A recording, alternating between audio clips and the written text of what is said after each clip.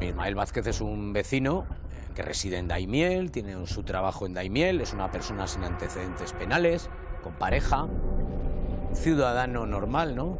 Ese concepto que tantas veces escuchamos en esta casuística muchas veces de criminales, que era una persona normal. Bueno, pues no lo era, ni mucho menos.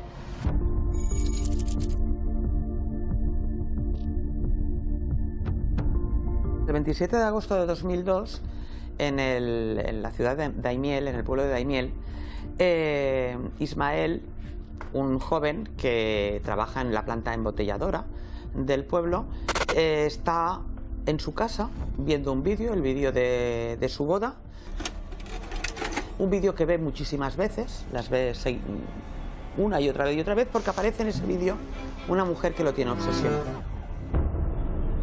Se llama Consuelo. Consuelo trabaja en el súper del pueblo. Esa mañana no se conforma con masturbarse, se siente que necesita saciar su apetito voraz sexual y decide ir a casa de Consuelo, que vive a unos 200 metros aproximadamente de donde vive él. Para tener ese estímulo él tiene que por lo menos ver a esa persona. No quiere decir que tenga una relación personal, porque puede ser una vecina cercana pero que nunca ha interaccionado con ella.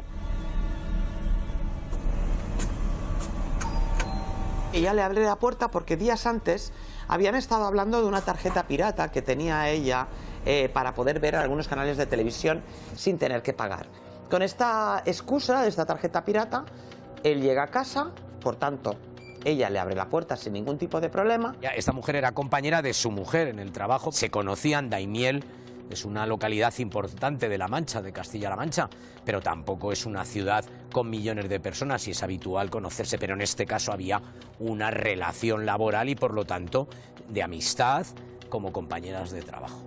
Cuando ella se agacha para coger la tarjeta del televisor, es cuando él vislumbra las braguitas de ella a través del pantalón, no puede refrenar su impulso sexual y le pide a ella que si pueden tener relaciones sexuales, pensando que ella le dirá que sí.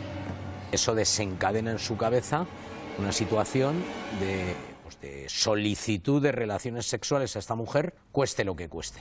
Él no puede soportar la negativa y también el miedo de que ella lo pueda contar, de que ella pueda contarle a su mujer, oye, que tu marido me ha tirado los trastos.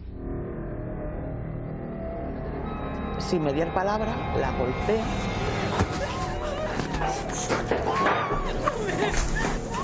La golpea hasta conducirla a la cocina y una vez en la cocina coge uno de los cuchillos de la cocina,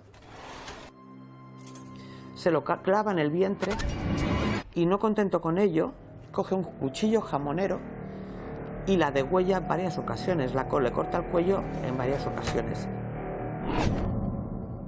Termina asesinándola a puñaladas de manera brutal, principalmente para que nadie en el pueblo, en Daimiel, supiera que él había intentado mantener relaciones sexuales con esta chica y como no quería que se conociera, pues la mata a puñaladas.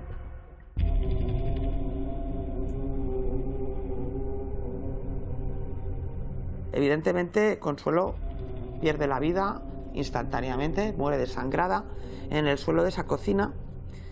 Y lejos de asustarse en ese momento, él aprovecha para satisfacer el deseo sexual que tenía, tocando el cuerpo de la víctima, haciendo cosas con el cuerpo de la víctima y aprovecha el tiempo antes de irse de esa casa para buscar objetos que le sirvan, fetiches, para poder alimentar sus fantasías sexuales. En el momento que él comete el crimen, además un crimen muy tosco, muy vasto y muy desproporcionado, él continúa con su vida normal, es decir, no presenta ningún tipo de resentimiento, ni lo más mínimo.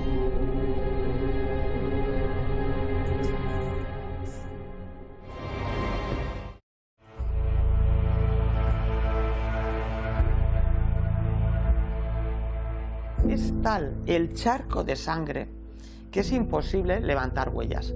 No encuentran nada en la escena del crimen. El marido de la víctima fue llevado a las instalaciones de la Guardia Civil en Daimiel para que prestara declaración. Claro, el marido ni estaba en el lugar, ni tenía nada que ver, cuando eran una pareja además ideal, que se tenía un respeto mutuo, eran muy queridos y esto era fácilmente constatable en Daimiel por cualquiera de los allegados, incluyendo a la mujer del asesino. La Guardia Civil, después de un mes de investigación, está con las manos vacías. Los agentes de la unidad de homicidios de la Policía Judicial de Daimiel y, vamos, de Castilla-La Mancha, pues no tienen indicios claros de cómo ha podido producirse el crimen. Ismael siente miedo, está convencido de que es imposible que no haya algún resto de él allí. Él cree que alguna huella tiene que estar en esa escena. Empieza a situarse él mismo en la escena del crimen y empieza a contarle a su mujer que aquella mañana, pues oye, qué casualidad, yo también estuve en casa de Consuelo, justo fui a buscar una tarjeta. Le cuenta a unos amigos, pero una versión diferente. Los amigos le dicen, a ver si vas a tener la mala suerte de que encuentren una huella tuya. Cuéntale a la Guardia Civil lo que ha pasado. Es él el que se persona, él sabía que la Guardia Civil estaba investigando.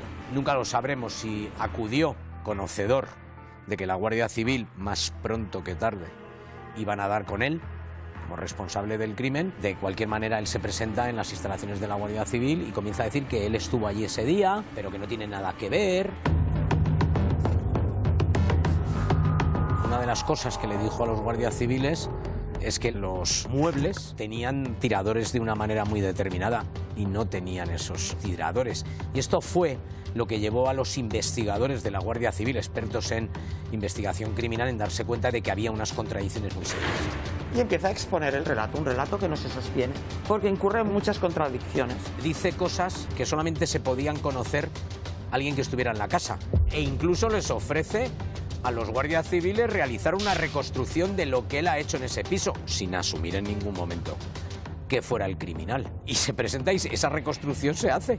Y es cuando los guardias civiles se dan cuenta, en efecto, de que los famosos picaportes o tiradores de los cajones no son como él decía, pero que, claro, se ha llevado ropa interior.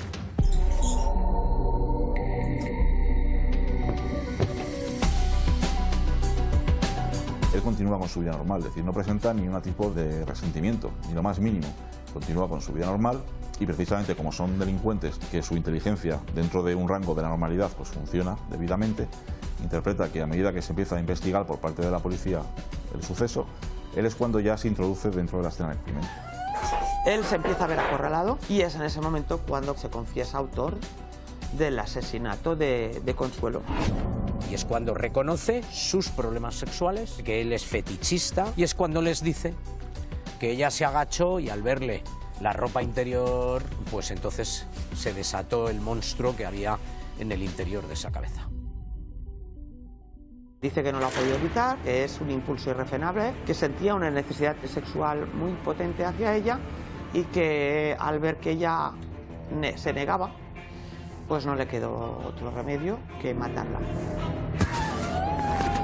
¿Qué es lo que pasa con esas personas? Pues que bueno, tienen lo que se denominan parafilias, que muchas de ellas pues rozan el delito, otras de ellas pues rozan la perversión, pero no llegan a ser delito. Ismael, la peculiaridad que tenía es que todas las parafilias tenían una connotación sexual, es decir, no estaba definida, no era una parafilia pues, de cara a los hombres, de cara a las mujeres, de cara a los niños, sino que era una parafilia destinada a la violencia sexual en diferentes índoles y diferentes ámbitos. La Guardia Civil interrogó, no voy a decir a todos los ciudadanos de Daimiel, pero desde luego a todo el entorno de la víctima, vamos, una y otra vez. Y no conseguían sacar nada porque nadie hubiera pensado nunca que Ismael era el responsable, si no llega a presentarse en las instalaciones de la Guardia Civil para asumir en un principio que estuvo en la casa y en la siguiente visita que es el responsable del crimen, nadie se habría fijado en él. Le tocó a Consuelo como le podía haber tocado a la vecina de al lado o a otra compañera de trabajo. La cuestión es que él necesitaba satisfacer urgentemente esa necesidad sexual.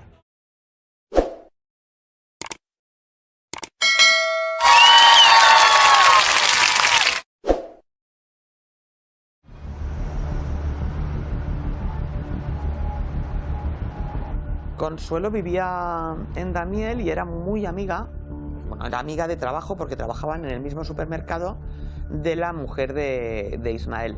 Hasta el punto de que en la boda de Ismael fueron muy poquitos los amigos, pero Consuelo fue una de estas pocas personas del entorno más íntimo que venía invitado por la novia, porque era amiga de la novia. Hay una imagen en el vídeo de bodas, bueno, pues esas imágenes en las que a Consuelo se la ve bailando y contenta y desaforada, se convierten en una obsesión para Ismael.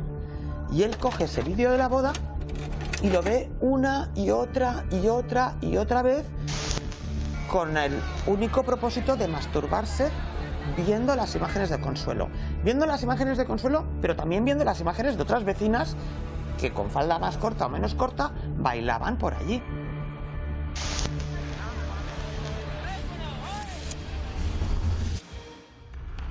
La psiquiatría nos ha enseñado que estos perfiles son evidentes y son perfiles que quieren ser ciudadanos normales, quieren estar insertados en la sociedad, mantienen una doble vida en definitiva.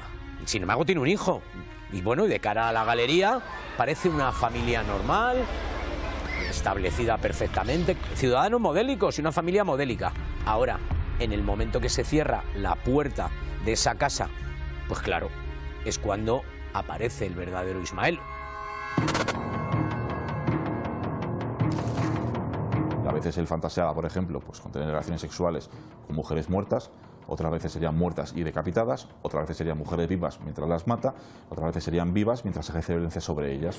Entonces, en este caso en concreto no se engloba dentro de una parafilia común, pero sí es cierto pues, que al final pues, juntas un poco de necrofilia, juntas un poco, en este caso, de machismo, porque siempre es su posición predominante frente a la mujer. Y bueno, pues otras conductas más quizás esquizoides o esquizotípicas en función del momento puntual en su vida en la que se producen. Si en un momento un violador que tiene un trastorno antisocial de la personalidad, e insisto que no me refiero a este en particular porque no le conozco, va a violar y tiene un episodio de impotencia, cogerá un palo, cogerá otro objeto y volverá a cometer cualquier crimen de otra manera, porque no son crímenes sexuales. Son crímenes en un momento dado en los que se ejerce el poder de la violencia sobre la persona.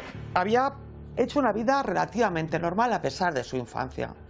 Él se había casado, él trabajaba en el pueblo en la planta embotelladora, tenía niños, tenía una familia y parecía que había logrado superar una infancia muy traumática. Con 14 años tenía sueños en los que aparecían mujeres ensangrentadas y en los que él tenía prácticas sexuales con los excrementos de estas mujeres, es decir, con unas filias y unas muy sexuales muy disparatadas. A partir de los 16 ya empieza a robar la ropa interior de los tendederos, las braguitas de sus vecinas, se las lleva y las guarda para con ellas poder masturbarse, y la cosa va increciendo. Cuando empieza a trabajar, llega a esconderse en las taquillas de los vestidores de sus compañeras de trabajo para poder verlas cuando se cambian, o llega a hacer agujeros en los baños para poder vislumbrar desde ese agujero cómo las mujeres hacían sus necesidades. O sea, él es plenamente consciente de que algo no marcha bien. He ido tomando conciencia poco a poco. A nosotros nos ha tardado, hemos tardado casi un año y poco en averiguar pues otras tendencias parafílicas que él tenía, como la necrofilia. Él le pide a su abogado que quiere que le hagan la castración química porque sabe que no puede evitar sentir este impulso.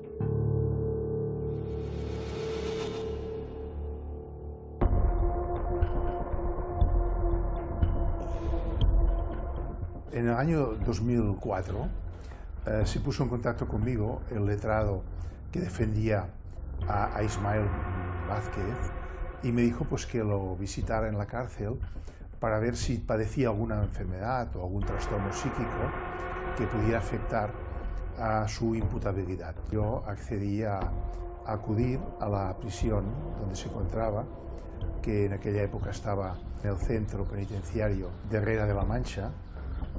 Recuerdo que me comentaron que había muchas personas de la ETA allí internadas, ¿no? Él me contó los hechos, me contó lo que sintió y sobre todo pues lo que me dijo fue que experimentó unos sentimientos excitatorios sexuales muy intensos y muy extraños que le rondaban la cabeza desde hacía muchos años. Eran imágenes sádicas, totales, imágenes de degüello, de maltrato, de violación, pero violación de tipo sádico, que hacen pensar que realmente no era un individuo que simulara o que se inventara que tenía este trastorno, sino que realmente lo tenía. El miedo a reincidir de un condenado por el asesinato de una mujer le ha llevado a pedir que se le aplique la castración química. Está convencido de que cuando salga de la cárcel volverá a intentar violar y matar. El problema está en que este método no se aplica en España. En Francia, por ejemplo, se está estudiando y solo en California la castración química es obligatoria por delitos sexuales. También dice que podría haber sido cualquier mujer. Es decir, no había pasado nada con Consuelo que la convirtiera en una víctima. ¿Por qué? Porque él, en la víctima que él buscaba, porque él había tenido fantasías sexuales con cualquier mujer que se le acercara. El abogado me informa muy bien, con todo detalle, de todo lo que ha ocurrido. Incluso me facilita las diligencias judiciales y me explica todos los detalles del caso para ver si se puede conseguir algún tipo de atenuante o de eximente. Realmente no tengo la ayuda que realmente necesito. Realmente nadie me asegura que el día de mañana no lo vuelva a hacer. Se ha comprobado que te puedes estar castrado químicamente y luego violar con un palo de escoba. ¿Por qué? Porque el placer lo sientes viendo sufrir a la mujer, no con la penetración. Por eso aquí en España no se acepta. El abogado ha pedido que asista a tratamientos que hay en algunas cárceles españolas para violadores, pero no están en todas las cárceles. Son muy contadas, pioneras fueron algunas cárceles catalanas en el tratamiento a violadores, pero tampoco han dado resultados significativos.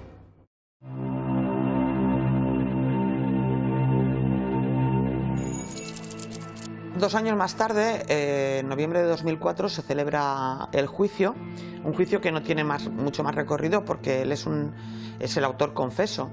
El juicio fue en la audiencia provincial al tratarse de un homicidio doloso, asesinato. Es un jurado popular el que juzga este tipo de crímenes en toda España.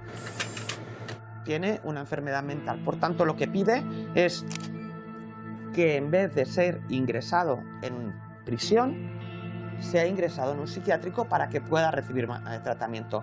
Tanto la línea de defensa como su línea argumental declarando como imputado es que él tiene ese problema y él no pone ninguna objeción a detallar lo que él sufre desde que tiene uso de razón. La escena que ocurrió en esa casa ese 27 de agosto fue espeluznante, pero él la cuenta como si estuviera hablando o contando una película, como si no fuera con él. Lo cuenta como si lo estuviera retransmitiendo. Entonces él explica que él se excita cuando la ve a ella agacharse delante del televisor, que él se acerca a ella, que le dice que quiere tener relaciones sexuales y que cuando ella le dice que no entiende el por qué, decide golpearla. La secuencia de los golpes acaban en la cocina. En la cocina él vislumbra un cuchillo. No tiene, dice en el juicio, no tenía intención de utilizarlo, pero me lo encontré en las manos y se lo clavé. Creo que en parte pues tenía razón de que él pedía que se le tratara. Aunque quizás lo pidió en una época que era muy temprana, no se hablaba de estos temas, unos temas que eran desconocidos por la población. Ismael fue el primer acusado de un crimen de agresión sexual en España de este tamaño, que solicita voluntariamente la castración. No lo aceptaron. No aceptaron que él voluntariamente se sometiera a un proceso de castración química y fue enviado a prisión.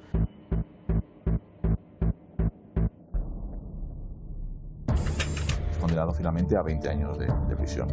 Una vez en prisión, ¿qué es lo que tenemos? Pues para mí es la parte más importante de este caso. ¿Por qué? Porque es una persona que claramente tiene la realidad distorsionada. Dentro de prisión se dedica a enviar numerosas cartas a su letrado. Al abogado se le encienden todas las alarmas cuando recibe unas cartas de él en prisión ya condenado, en las que le cuenta pues que sueña con mujeres ensangrentadas. Relaciones sexuales con una mujer decapitada. Relaciones sexuales con excrementos, que no se le va de la cabeza el hecho de matar.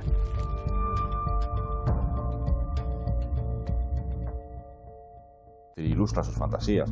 Hace dibujos donde él aparece aparentemente masturbándose mientras otras personas tienen relaciones. Indica además de forma manuscrita pues, persona para matar o futura víctima y demás. Es decir, que ya su distorsión de cara a las agresiones sexuales y a ese conflicto interno parafílico que tiene, se evidencia de una forma muy objetiva. Pues hay un dato muy curioso, y es que Ismael fue padre estando en prisión, porque su mujer, a pesar de todo esto que estamos relatando, decidió continuar con él. Fue a hacer vis a vis con él y se quedó embarazada de él después de haber matado y asesinado a Consuelo, una de sus mejores amigas. Quiero decir que al final comprender la mente humana es realmente difícil.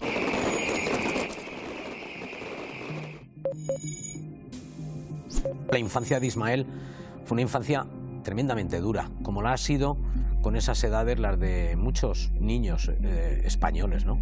Su padre era un hombre muy aficionado a la bebida, un alcohólico y un agresor de género, que en numerosas ocasiones, en presencia de Ismael, agredió a su madre. De un día para otro, la madre lo denuncia por malos tratos. El padre de Ismael se vuelve a casar, se casa con Fabiola, con una chica colombiana. También Fabiola lo denuncia en 2006. Y el último crimen de violencia machista era una tragedia anunciada. El hombre que mató este fin de semana a su mujer en Castellón ya la había maltratado y hasta había estado en la cárcel por pegarla, aunque ella siempre terminaba perdonando. Ismael mató a Consuelo y el padre de Ismael mató a su nueva mujer también. No sé si existe o no existe la genética, no sé si la maldad se transmite por los genes, pero sí que es verdad que el patrón se repite en los dos casos.